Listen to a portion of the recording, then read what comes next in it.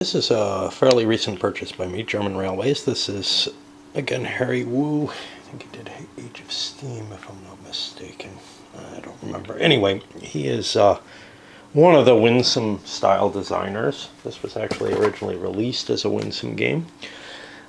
They have some similarities to the 18XX systems, but in the core of the Winsome games, there's always a major, well, almost always, American Rails and something else. I think Chicago Express are essentially the same game with some slight differences. But, you know, the thing is that they tinker with the core a little more than 18XX tends to. There are a few main families of 18XX that kind of have different core aspects to them. The 1830 family, the 1829 family, and then there's some kind of outliers that feel like they have some pretty big differences, but largely you're doing the same kind of things in that. In these games, in the Winsome designs, there's almost always some little thing that actually really affects the feel of the game in a way that's different from, you know, just offering different types of private companies, or even, you know, even the differences like 1835 and 1830 are pretty extreme in terms of what they make the game kind of, the flavor of the game come out, but you feel like you're playing 1830 when you're playing 1835 in terms of the activities that you're taking. It's the actual actions in these Winsome games that can tend to change. And we'll see this one. They never stick very well in my mind, and they have some interesting features about them in terms of many of them. This is one with stocks in it, and I like how they handle stocks. Although I haven't really kind of gotten a grasp on how to properly play with these. I've only played these guys 2-player or solo, so it's kind of hard, you know, to get all the intricacy that's built into these. Anyway, let's take a look at this one. I tend to kind of like them, but enough that not enough that I'm willing to go out and buy the expensive Winsome versions that are kind of crappy components. I tend to wait until they come out with a deluxe version under somebody else's name. So far, the one that's impressed me the most is Baltimore and Ohio, but it's the most like an 18XX game. Let's take a look at how this one works. So, first thing, how about components? We got some money chips. That's kind of a cool aspect. Some of these, you're writing the money down. Some of them have, you know, paper money. I know a lot of players like to use poker chips. To tell you the truth, I think this is a better solution than poker chips. I've played once, 1846, I think, with poker chips, and the stacks are just too big. You know, the poker chips are just too big for the size of the game. They take up too much table space. These things seem to work perfectly fine. And it's a fairly low expense to add a set of counters to a game. You also have little choo-choos instead of tracks. So this allows you to kind of just, you have whatever track that you like in a particular hex, as opposed to having to worry about individual connections the way you do in an 18XX or a Crayon Rails type game. Each company comes with 3 certificates. Some of them have different share limits, or a different number of shares per company. We're going to see how those work. They're not, I don't believe that they work the way, certificates don't work the way they do in some Winsome games in this one. In particular, when you pay out dividends, you get the entirety of the dividend value from the bank. And some of them, they split up the dividends based on, you know, how many shares you have. So selling an additional share of a company actually waters down the prior shares. That's not the case in this one. These are just markers to indicate the company's income, and that is on a per share amount. These are just markers to indicate player income, which is really actually your value in the game. How much the shares of a corporation make is how much you're worth towards winning the game. Some interesting different mechanisms. I don't know if I've seen them before because, like I said, these things always pass my mind very easily towards how you generate the income in this game. Some of them you pick a dividend playing event. This one has an event that causes dividends, and we'll see that. And then we have these discs, which are going to be your player order discs. And this is probably the most innovative thing about this game, is that player order and how many turns that you get in how many actions you get in a turn is kind of randomized, and that's why this bag is here. And it's a kind of pretty bag. I don't know if this came with the game. It doesn't look particularly rail associated. I think somebody just threw it in. It's a nice bag. Okay. Well, let's see. See, there's supposed to be a black bag, I think. All right. So the object of the game, like most of these rail games, is to collect the most money. Here you're going to be doing it, like in an XX or many of the Winsome games, off your share values and cash on hand. We set up the board. As you see, each company has a starting location with its little chew in that. And each person gets cash, depending on the number of players. This one doesn't give a two-player game of it. What I've found is these actually play pretty well in two compared to XX games, for whatever reason. I don't know about this one. I was hoping to get my wife to play this with me before I videoed it, but we've kind of stopped playing games for a while for whatever reason. Okay, then we're going to auction off one certificate or one share of each of the companies, starting this way and working clockwise around the board. And starting bid is $1. If nobody's willing to bid on something, it goes to the starting bidder for nothing, which is kind of a bonus. The first bidder at the beginning will just be someone chosen at random, I believe. It's the banker or something like that. The winner of the auction puts the money into the company treasury.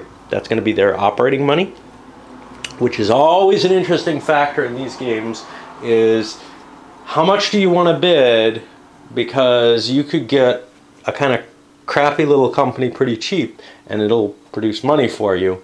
So for example, if I only paid $1 for this guy, I would get him really cheap, right? But the alternative there is that you need to build track and you need to use your cash to build the track. And there's no way to get money into the company except by selling shares. So all your operating expenses have to be covered by people investing in the company, which of course means that your bids may want to be higher than they would be in a game where there was some way for the companies to pull money into themselves on their own. We got the object of the game here. Okay, so leaving aside the player order situation, there is going to be a player order. And starting with the first player, and then following the player order, which will be marked with little discs up here, we're going to, each player gets, when they get an option to do something, the chance to either pass, offer a share up for auction, or build track.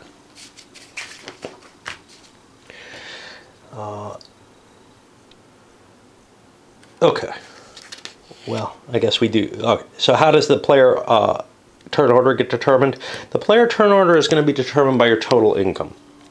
That is going to be the sum of all your share income values. Okay. The person who has the highest total income gets 1 disc in the bag. The person with the second highest gets 2 discs in the bag, and so on. If there's ties, those people all share that position, and there's it doesn't look like there's any jumping, skipping positions to indicate, is there? Tina has 6, Harry, David, and... well, they didn't give that example.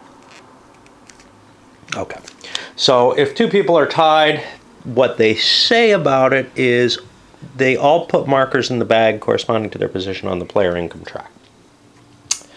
I'm assuming that they do not bump people further behind them into a higher position, as it were. Although that would make sense too. No indication in the rules either way. Okay, then you're going to draw a number of markers equal to the number of players and fill out the player order with those, and that'll be the option for turns. It's possible for one player to get multiple actions. That's, you know, a little different from some of the systems. Some of them have you take an action, like if you pass, you get an early player order pick or something like that. That's not the case here. Okay, so your different options. Well, pass, you do nothing. You waste your player turn, and that's probably foolish most of the time. You can offer a share for auction. You pick one unsold share out of the company treasury and put it up for auction, and you get the first bid. It has to be at least one taler. You're allowed to pass when you do this, however. Whoever wins the auction, I'll put their cash into the company treasury, help capitalize it, and now they have a share as well. There's something weird about this because the money, the income of the company essentially as a whole increases as soon as somebody else buys a share of something. That feels a little wanky to me, actually. If nobody bids at this point, the share just doesn't get sold. Okay, and then the third option is to build track, and this is probably what people are going to be doing more often. Oh, there's a restriction on the shares. So remember, all the first shares are going to be sold for all the companies.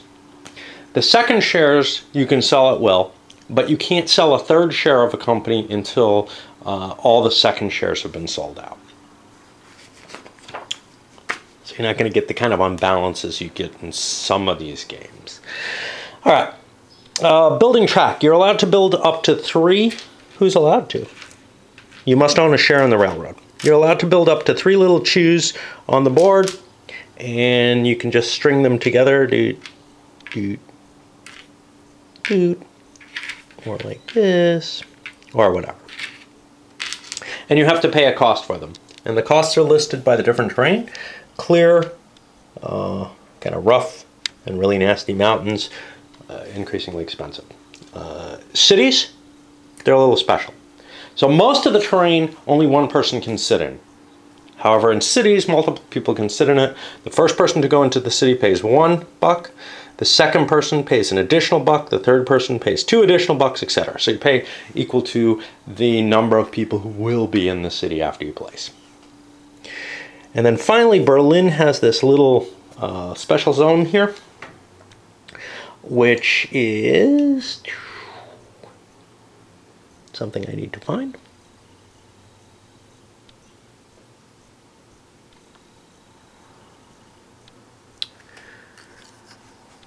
I'm looking to see what the cost of the Berlin approach zone is.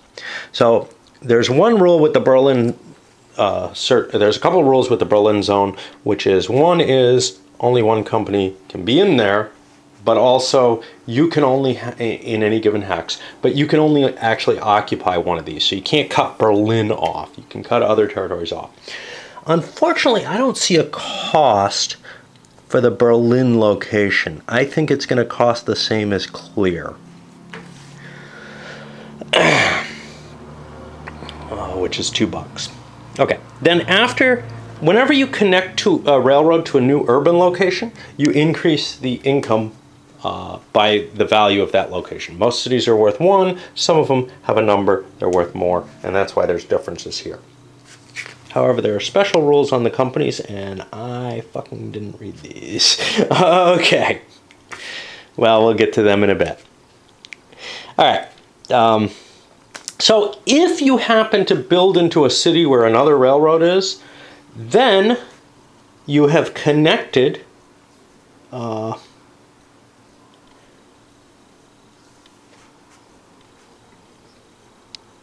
on.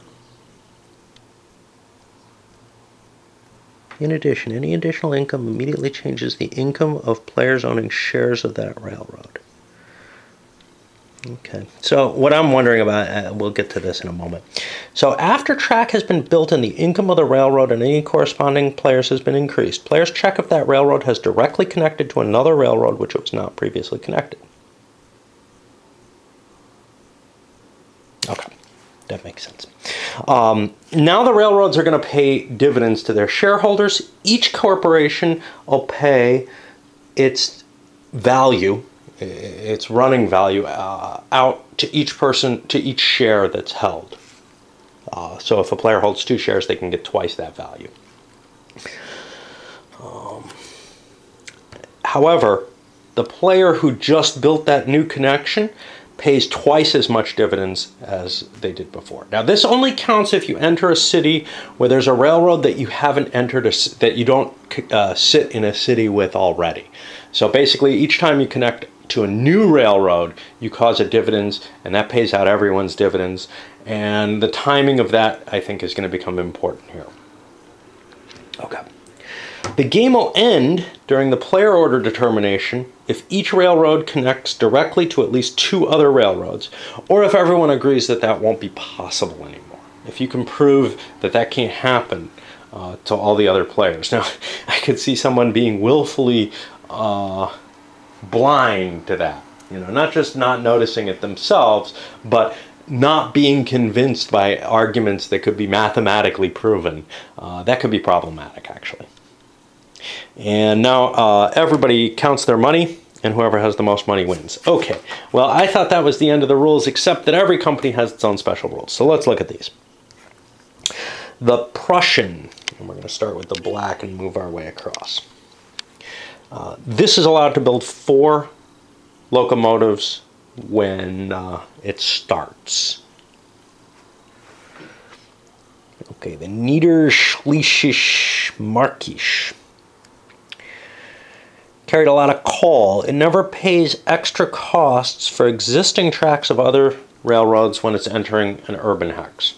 So it can enter urban hexes for 1. Yeah, that's kind of neat. The Königlich Sächsischen. Sorry, Sächsischen.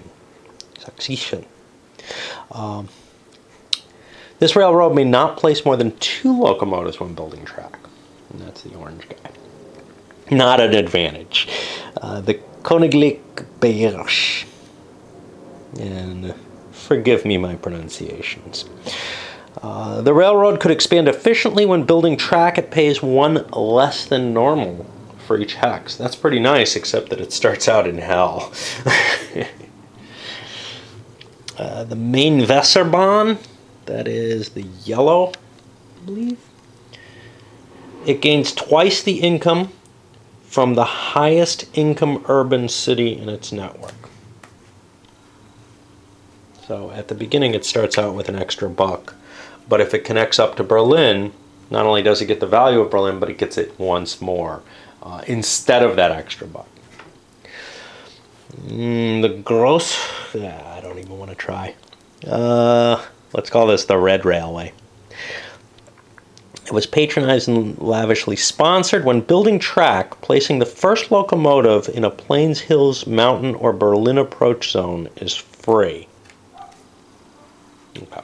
So anything but a city is free for them. For their first locomotive out of their set. And again, that's kind of valuable because they're kind of in crappy territory. But if they break out and get to the cities, it can be kind of cheaper. So they're going to have some interesting. Called Midner Eisenbahn. Privately held. It may never spend more than $5 when building track.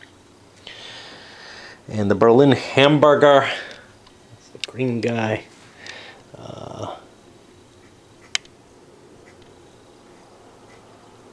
The railroad pays no dividends until it connects Berlin to Hamburg by its own track. That's not hard for them to do. It just gives them an initial goal they have to lay out. So, you know, I'm not quite sure how we're going to move in terms of making decisions in playing this, but I'll get to starting with it fairly shortly, and let's send this one up.